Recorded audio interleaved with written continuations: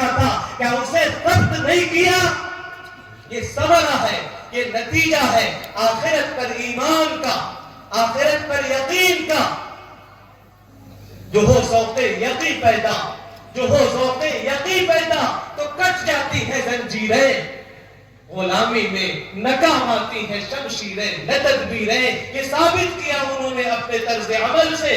چھوٹے چھوٹے بچے، معصوم عورتیں، ان کا ایمان دیکھیے، ہمیں حسرت ہوتی ہے، رونا آتا ہے اپنے ایمان پر، اپنے نفاق پر، اپنے کردار پر، اور تنہائی میں یہ سمجھ میں آتا ہے کہ ایمان تو کہیں اور پایا جاتا ہے، ہم تو ایمان کے مدعی اور ایمان کے دعوے دار ہیں۔ چھوٹے چھوٹے بچوں میں جو جذبہ ایمانی ہے، اس جذبہ ایمانی کی مثال نہیں ملتی۔ انہوں نے اپنے طرز عمل سے یہ ثابت کیا کہ شہادت ہمارا مطلوب ہے، اللہ کی خوشنودی ہمارا مقصد ہے۔ من المؤمنین رجال صدقوا ما عاهدوا الله عليه فمنهم من قضى نحبه ومنهم من ينتظر وما بدلوا تبدیلا۔ اہل ایمان میں کچھ ایسے جامرد ہیں، کچھ ایسے مردان کار ہیں، اور کچھ ایسے حریت کے متوالے اور جنت کے شائق و طلبگار ہیں جنہوں نے اللہ سے کیے ہوئے وعدے کو اور عہد کو سچ کر دکھایا۔ چنانچہ کچھ نے تو اپنی نظر پوری کر لی، اللہ کی بارگاہ میں پہنچ گئے، اور کچھ ابھی انتظار کر رہے ہیں۔ انہوں نے اپنے کیے ہوئے وعدے میں ذرا بھی رد و بدل اور تبدیلی نہیں کی۔ اللہ پاک بعض علاقوں کو، بعض خطوں کو، بعض زمینوں کو تقدس عطا فرماتا ہے، برکت دیتا ہے۔ اسی برکت کے خطے اور برکت والے علاقے میں سرزمین شام کا علاقہ، اور قرآن کریم میں اور احادیث مبارکہ میں سرزمین شام جس خطے کو کہا جاتا ہے، یہ وہ خطہ ہے، اس میں سیریا بھی شامل ہے، اردن جسے جارڈن کہا جاتا ہے یہ بھی شامل ہے، اور اس میں بیروت بھی شامل ہے، لبنان بیروت کا خطہ، اور اس میں فلسطین جو آزاد فلسطین ہے وہ بھی، اور جو مقبوضہ فلسطین ہے جہاں ایک ناپاک طاقت اپنے پنجے گڑائے ہوئے ہیں، حبل من الناس کی وجہ سے، قرآن کے الفاظ میں لوگوں کے سہارے کی وجہ سے۔ پہلے ان کا پشتی بان تھا برطانیہ، آج ان کا پشتی بان ہے امریکہ، طاغوت اکبر۔ اس خطے پر وہ پنجہ گاڑے ہوئے، یہ خطہ، یہ پورا وہ خطہ ہے جسے شام کا خطہ کہا جاتا ہے۔ قرآن کریم جب اس کا تذکرہ کرتا ہے تو یا تو برکت کے ساتھ کرتا ہے یا تو تقدس کے ساتھ کرتا ہے کہ مبارک سرزمین، مقدس سرزمین۔ قوم موسیٰ کا تذکرہ کرتے ہوئے کہا گیا تھا، یا قوم ادخلوا الارض المقدسہ، میری قوم اس تقدس والی زمین میں داخل ہو جاؤ، اور وَنَجَّيْنَاهُ وَلُوطًا إِلَى الْأَرْضِ الَّتِي بَارَكْنَا فِيهَا لِلْعَالَمِينَ۔ نجات دی ہم نے حضرت ابراہیم اور لوط کو، اور اس زمین تک پہنچایا جس میں ہم نے تمام دنیا جہان والوں کے لیے برکت رکھی۔ اور سورۃ الانبیاء میں حضرت سلیمان کے لیے ہوا مسخر کی گئی، اس کا تذکرہ کیا گیا، یہ بھی کہا گیا یہ ہوا کو اس زمین تک لے جاتی ہے جس پہ ہم نے برکتیں رکھی۔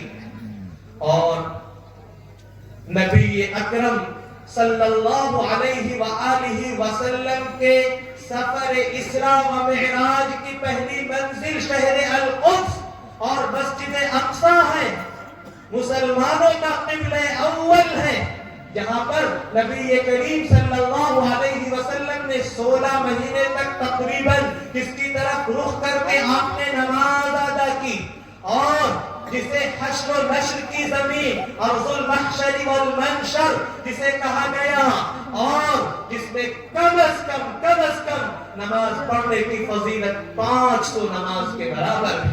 حدیث پاک میں فرمایا گیا، اذا وقعت الفتن فإن الإيمان بالشام، جب فتنے وقع ہوں گے تو ایمان شام کے خطے میں اور شام کی سرزمین میں ہوگا۔ یہ بھی فرمایا گیا تھا کہ ایک گروہ ایسا رہے گا جو حق پر قائم رہے گا لا یضرهم من خالفهم ومن خذلهم، تو ان کی مدد نہیں کرے گا، ان کی مخالفت کرے گا، ان کو نقصان نہیں پہنچا سکے گا۔ پوچھا گیا اللہ کے رسول اس جماعت کے لوگ کہاں ملیں گے؟ فرمایا گیا بِبَيْتِ الْمَقْدِسِ وَأَكْنَافِ بَيْتِ الْمَقْدِسِ، بیت المقدس میں، بیت المقدس کے حدود و اطراف میں، اور ایک موقع پر 3 مرتبہ فرمایا طوبیٰ للشام، طوبیٰ للشام، طوبیٰ للشام، شام کے لیے مبارک، شام کے لیے بابرکت، شام کے لیے بہت ہی اچھا۔ پھر فرمایا فرشتے اپنے بازوؤں کو پھیلائے ہوئے ہیں شام کے مخلص ایمان والوں کے لیے۔ میں نے عرض کیا شام کا خطہ وہ تو استعمار نے ڈیوائیڈ کر دیا، سب خطہ شام کا، اس میں فلسطین شامل ہے، اس میں مسجد اقصی شامل ہے۔ اللہ کے رسول صلی اللہ علیہ وآلہ وسلم معراج کا سفر مکہ مکرمہ خانہ کعبہ سے جب شروع ہوا تو پہلی منزل جہاں تک براق سواری جس کی رفتار بجلی جیسی تھی، برق جیسی، براق برق کہا جاتا ہے بجلی، اور جب وہ سواری لے کر کے آئی تو آپ نے مسجد اقصی پر پہلا قیام کیا۔ اور یہ جو سفر کا مرحلہ ہے قانونی زبان میں اسے اسرا کہا جاتا ہے، براق یہی بتا رہا۔ اس کے بعد سفر آسمان کی بلندیوں کا، جنت کے مشاہدے کا، جہنم کے دیکھنے کا، عالم بالا کی سیر کا ہوا، انبیاء کرام سے ملاقات کا ہوا، یہ معراج کا سفر۔ تو سفر اسرا مکہ مکرمہ سے مسجد اقصی تک ہوا، جس کا تذکرہ سورۃ الاسراء کی پہلی آیت مبارکہ میں کیا گیا۔ سبحان الذي أسرى بعبده ليلا من المسجد الحرام إلى المسجد الأقصى الذي باركنا حوله لنريه من آياتنا إنه هو السميع البصير۔ بڑی بے عیب ہے وہ ذات جو اپنے بندے کو رات کے ایک معمولی حصے میں مسجد حرام سے اس مسجد اقصی تک لے کر گئی، جس کے ارد گرد ہم نے برکتیں نازل کر رکھی، دینی برکتیں بھی، چنانچہ ایمانی درجہ حرارت دیکھ لیجئے، دنیاوی برکتیں بھی، وہاں پر نہریں، باغات اور اللہ کی طرف سے پیداوار خوب ہے، تاکہ ہم اپنے اس بندے کو اپنے قدرت کی کچھ نشانیاں دکھائیں۔ اللہ کی ذات بہت سننے والی، بہت دیکھنے والی ہے۔ ذکر کیا گیا اس مسجد تک جس کے ارد گرد ہم نے برکتیں نازل کر رکھی۔ پھر جناب نبی اکرم صلی اللہ علیہ وآلہ وسلم عالم بالا کی سیر کے بعد واپس تشریف لائے تو انبیاء کرام کا جتھا پیچھے پیچھے آپ کو رخصت کرنے کے لیے آیا، سب مسجد اقصی میں جمع ہوئے۔ جبریل امین نے آپ کا ہاتھ پکڑ کے مصلی پہ کھڑا کر دیا اور آپ نے تمام نبیوں کی امامت کی، اور عملی طور پر میرے محبوب صلی اللہ علیہ وسلم امام الانبیاء بن گئے۔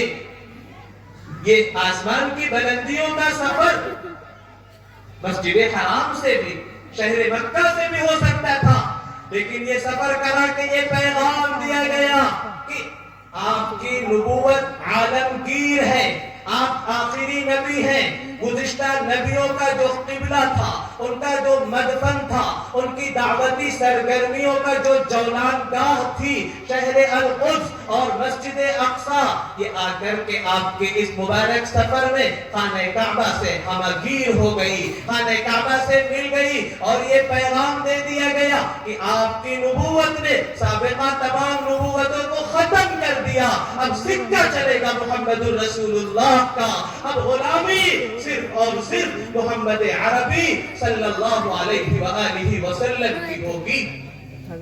پوری انسانی تاریخ میں 73 سال کا عرصہ بتایا جاتا ہے جس میں یہود بے بہبود کا اس خطے اور سرزمین پر قبضہ رہا۔ بعض حضرات حضرت سلیمان اور حضرت داؤد علی نبینا وعلیہ السلام کے 40 سال مزید جوڑ لیتے ہیں تو یہ عرصہ تھوڑا سا بڑھ جاتا ہے۔ اور پوری انسانی تاریخ میں کبھی بھی ان یہود کا اس بستی پر، اس خطے پر، اس مقدس سرزمین پر قبضہ نہیں رہا، قبضہ عیسائیوں کا رہا۔ حضرت عمر رضی اللہ تعالی عنہ کا مبارک زمانہ جب آیا سن 16 ہجری میں، پھر صحابہ کرام کا اور مسلمانوں کا اس بستی اور خطے پر تسلط ہو۔ آج یہود کہتے ہیں کہ ہمارا یہ حق ہے، میڈیا یہ خبر پھیلاتی ہے، پھر ہسپانیہ اور اسپین میں مسلمانوں کا حق کیوں نہیں؟ جہاں عباسی خلفاء اور ہارون الرشید کا دورہ اور ان کی بادشاہت تھی، وہ خطہ کیوں نہیں ہمارا؟ نہ عقلی لحاظ سے، نہ شرعی لحاظ سے، نہ کسی قانون کے لحاظ سے ان کا کوئی حق اس سرزمین پر نہیں بنتا۔ عیسائیوں کا قبضہ تھا، حضرت عمر رضی اللہ تعالیٰ عنہ کا زمانہ تھا۔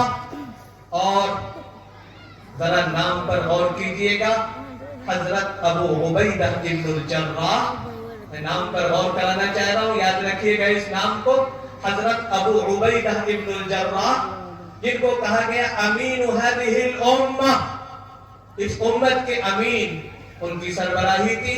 اور حضرت عمرو بن العاص رضی اللہ تعالیٰ عنہ، وہاں کی عیسائی آبادی نے یہ کہا کہ ہماری کتابوں میں اس کا تذکرہ موجود ہے، آپ اپنے خلیفہ کو بلا لیجئے، ہم چابیاں ان کے حوالے کر دیں۔ چنانچہ جابیہ کے مقام پر دوسرے خلیفہ راشد حضرت عمر رضی اللہ تعالیٰ عنہ سے عیسائیوں کے پوپ، پادریوں، سربراہوں نے ملاقات کی اور چابیاں پیش کی، اور اس وقت ان کے کپڑے کے پیوند گنے تھے۔ کہا تھا ہم نے اپنی کتاب میں پڑھا تھا کہ اتنے پیوند اس خلیفہ راشد کے کپڑوں پر۔ اور اتفاق دیکھیے، صرف سواری کا ایک اونٹ تھا، آپ اپنے غلام کے ساتھ گئے تھے، آپ نے فرمایا تھا باریاں مقرر کر لیتے، کچھ دور تک تم سوار رہو اور کچھ دور تک میں۔ اور جب اس مقام تک پہنچنے کا موقع آیا تو باری آئی ہوئی تھی غلام کی، غلام سوار تھا اور خطاب کا بیٹا، جس کا نام سن کر قیصر و کسریٰ، رومن امپائر اور پرشین امپائر کانپ جاتے تھے، وہ نکیل پکڑ کے چل رہا تھا۔ پھر مسلسل مسلمانوں کے قبضے میں یہ خطہ رہا، یہاں تک کہ صلیبی جنگوں کا، عیسائیوں نے جنگوں کا ایک سلسلہ شروع کیا، اور پھر اس وقت انہوں نے اسے اپنے قبضے میں لے لیا۔ تقریباً 91 سال تک عیسائیوں کا قبضہ رہا، یہاں تک کہ ملک عادل اور انصاف پرور بادشاہ سلطان نور الدین زنگی رحمت اللہ علیہ، جو فرزند ارجمن تھے سلطان عماد الدین زنگی رحمت اللہ علیہ کے مورخین لکھتے ہیں کہ اگر مسلمانوں کی تاریخ میں صرف ایمانوں کو قیامت کی صبح تک فخر کرنے کے لیے کافی تھی یہ بات، سلطان نور الدین زنگی رحمت اللہ علیہ کے جرنیل اور بہادر، خدا ترس، متقی فوجی قائد سلطان صلاح الدین الایوبی نے 1187 عیسوی سن 583 ہجری میں عیسائیوں کے قبضے سے اسے آزاد کرا دیا، اور القبۃ الصخرہ، وہ سنہرا گنبد جو نظر آتا ہے آپ کو، وہ مسجد اقصی نہیں ہے، وہ مسجد اقصی کا ایک پارٹ، وہ سب ہے، غلط فہمیاں پائی جاتی۔ مسجد اقصی ہے جہاں سے آپ صلی اللہ علیہ وسلم کے معراج کا سفر ہوا تھا، وہ جگہ بھی، اور قبہ صخرہ بھی، اور آس پاس کے بہت سے خطے بھی، یہ سب مسجد اقصی کہلاتے ہیں۔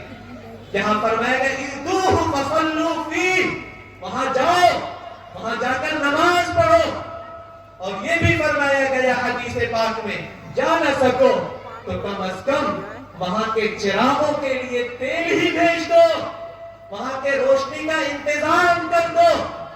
پھر اس قبہ صخرہ پر، اس سنہری جالی والے گنبد پر جو صلیب اور عیسائیوں کا لوگو اور موٹو لٹکا ہوا تھا اسے اتارا گیا، اور مسلمانوں کا جو شعار تھا ہلال احمر سرخ رنگ کا چاند یہ نصب کیا گیا۔ مسلسل مسلمانوں کا قبضہ رہا، سازشیں ہوتی رہی، یہاں تک کہ موجودہ مسلم زندگیوں کا سب سے بڑا حادثہ پیش آیا۔ اس